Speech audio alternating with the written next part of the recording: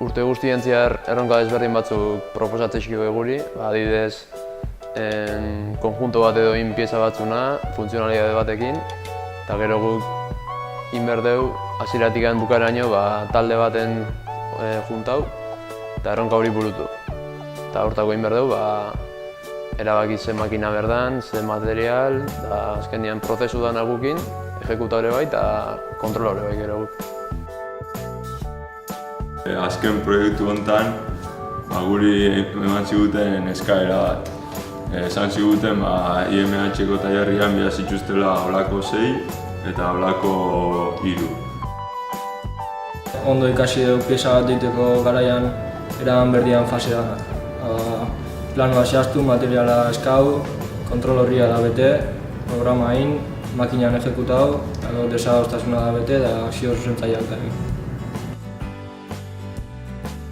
Plazotan sartu geha, eta bukaeran ateratzen dituzu koste danak, eta ikusi dugu kostiak merkatuakin konparatuz ez dela izan oso kompetitibua, baina hala ere azkenean ikasten gaude eta lehenengo aldisa ditzen ditugula pieza hauek eta ikusi dugu bastante ondo ditugula kostiei begira.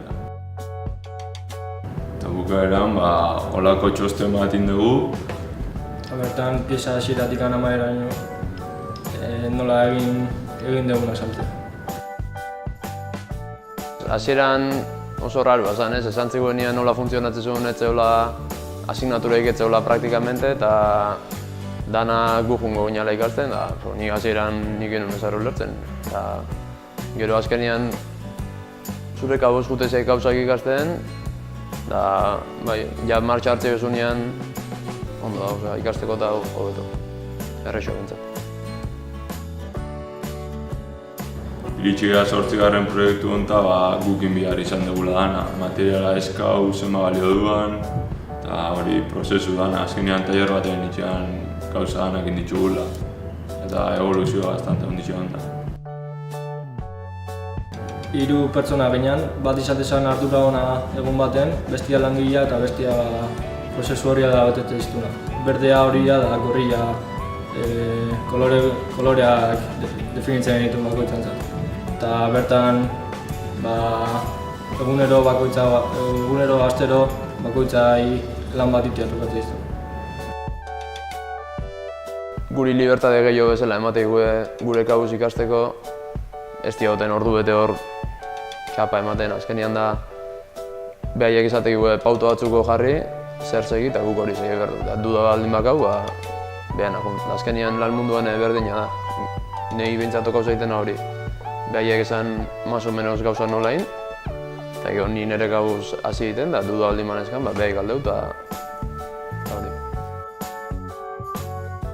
Eskolan nola ikasten ikustezu enpresan barruan dagoen lan guztia.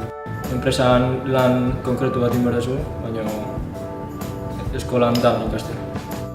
Gero postu zigotzeko kapala. Tailerrean jun naiz pieza bat hasieratik bukaeraino.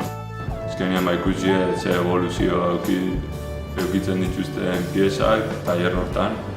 Eta tailerrakin konparatuz bastante antzeakoa izan da. Talde lan nahi berdezu derrigor, eta orduan nahi bintzat nik uste balio izan ditela horrek. Nik uste asko ikasi dugula 2 urte hauetan.